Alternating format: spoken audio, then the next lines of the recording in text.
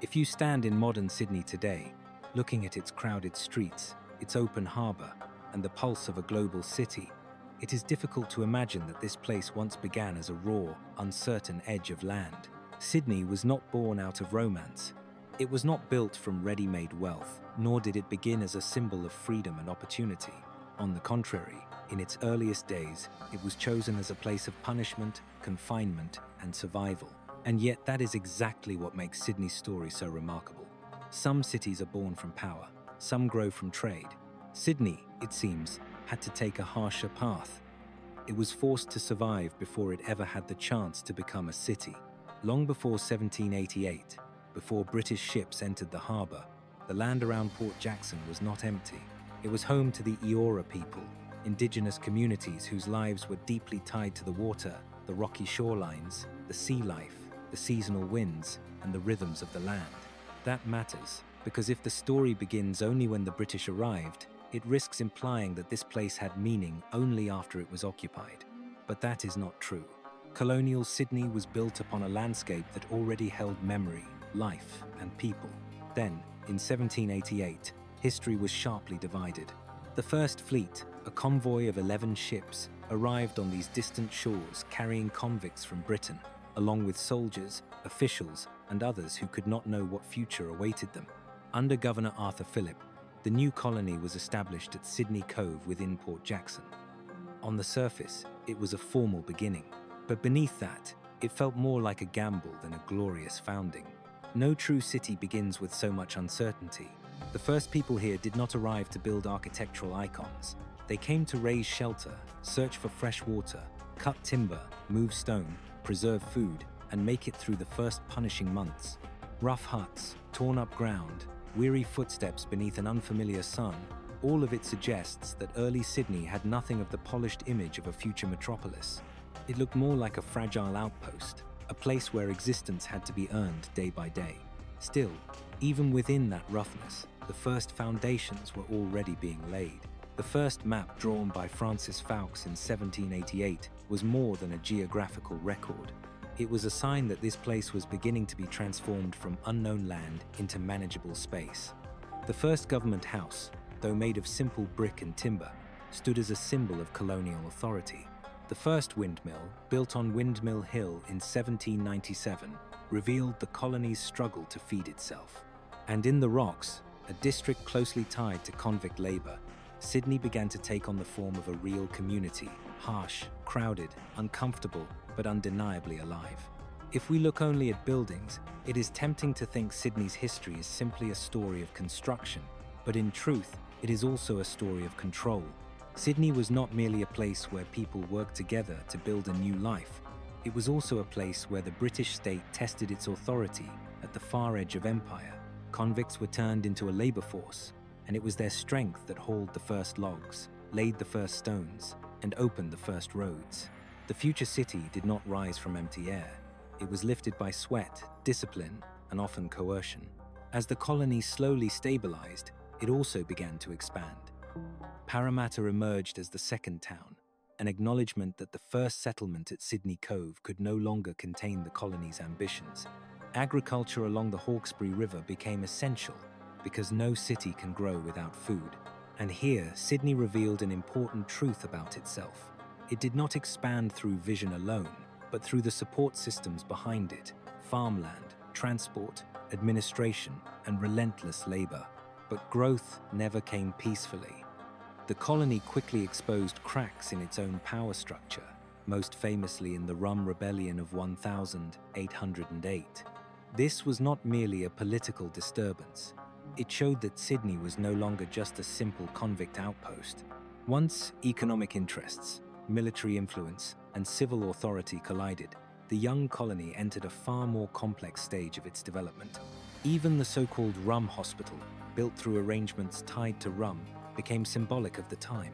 In early Sydney, everything seemed to be negotiated somewhere between necessity and power. Then came the era of Governor Macquarie, one of the most important turning points in Sydney's history. If the first stage was a struggle to survive, Macquarie's period was when Sydney began to be reimagined. No longer simply a penal colony, it started to be seen as a society that could be organised, improved, and shaped through planning. That is why structures such as Hyde Park Barracks in 1819 meant more than their outward appearance. The barracks were not merely a place to house convicts. They reflected the government's effort to turn convict labor into an ordered resource within an increasingly structured system. During the same period, the convict architect Francis Greenway left a lasting mark through designs that helped reshape the visual identity of the colony. Hyde Park and St. James Church, completed in 1824, showed that Sydney was beginning to present itself as a civilized society with public life, religion, open spaces, and design not merely as a place of confinement. Perhaps that is the most fascinating part. Sydney did not begin to change when it became less harsh. It began to change when it started to believe it could become something else. A penal colony needs fences, storehouses, and barracks. A city needs main streets, civic buildings, parks, symbols, visual order, and a sense of permanence. From that point onward, Sydney was no longer being built solely to serve the machinery of colonial rule. It was being shaped as a place meant to last. By the 1840s, another transformation was underway. Sydney was slowly stepping out of the shadow of its penal origins. The end of convict transportation marked a profound turning point. It did not erase the colony's beginnings, but it forced Sydney to redefine itself. If it had once been seen primarily as a place for receiving and exploiting convict labor, it now had to become a true civic, administrative, and commercial city. The symbols of that era make this clear. The new government house, built in the Gothic Revival style, was more than an official residence. It was an aesthetic declaration that the colony wished to present itself as mature and refined. The Supreme Court, completed in 1827, showed that law was becoming central to colonial life. George Street emerged as the city's main thoroughfare, a spine of urban movement where people, goods, and ideas crossed paths. And Miller's Point, with its busy waterfront, confirmed that Sydney was tying its future to maritime trade and to exchange on a scale far beyond the tiny inlet where it had begun. If the earlier period was when Sydney learned how to walk, the second half of the 19th century was when it began to run. The gold rush of the 1850s did not just bring wealth, it injected new energy into Sydney. Population surged, capital flowed in, and social expectations shifted. Not all the gold was found in the city itself, but Sydney benefited enormously as a gateway, a trade centre, and a hub in a society suddenly moving at a faster pace. This was the era when Sydney's urban face became unmistakable. Large public buildings, civic space, and ambitious development entered the centre of the story. Garden Palace, in 1879, though later lost, represented a desire to display culture, progress, and confidence.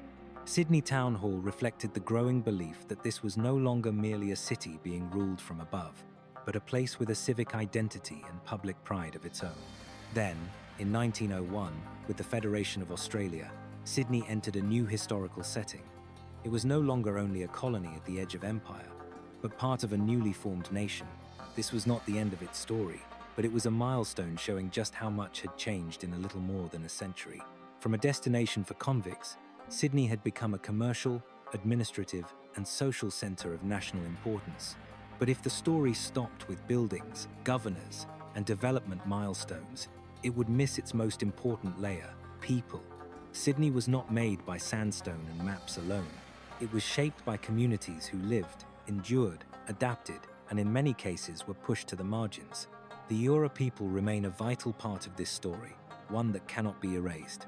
Colonial history is often written in the language of exploration and construction, but for Indigenous communities, it was also a history of disruption, loss, and the forced remaking of their world. Land was transformed, familiar spaces were occupied, and the rhythms of daily life were fractured. When we watch Sydney rise, we also need to remember that its growth was never neutral. Then there were the convicts and emancipists, people who were long placed at the bottom of official narratives, yet stood closest to the centre of Sydney's physical creation. They cut timber, moved stone, transported materials, built barracks, opened roads, and shaped the colony's earliest structures. A bitter irony lives here. Many of them were sent to Sydney against their will, yet the marks of their labour became inseparable from the city's form. In one sense, Sydney was built by hands, the empire considered among the lowest in status. Alongside them came free settlers and merchants, the people who helped move Sydney beyond the logic of punishment alone. As trade expanded, as the harbour became busier, and as business, services, and investment widened the city's horizons, a different spirit began to emerge.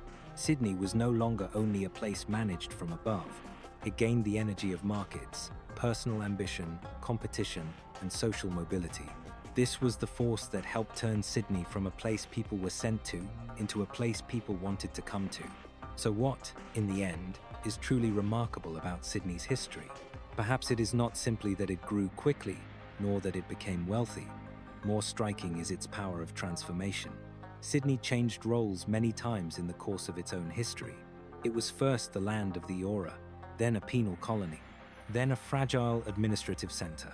After that, an expanding commercial city, and eventually, a modern urban symbol of a nation. At each stage, Sydney both inherited and contradicted parts of itself. And that may be why Sydney's identity today cannot be understood in just one way. It is not only a beautiful harbour, it is not only a collection of colonial buildings, it is not only a modern success story. Beneath its surface lies a layered memory. Indigenous memory, convict labour, imperial power, trade, migration, and reinvention. It is this layering that makes Sydney both dazzling and complicated. If we look back over the whole journey from 1788 to the early 20th century, we see that Sydney never moved in a straight line from point A to point B. It passed through deprivation, instability, conflict, reform, expansion, and self-redefinition. It matured by absorbing contradiction. It prospered through trade, yet it was shaped by power.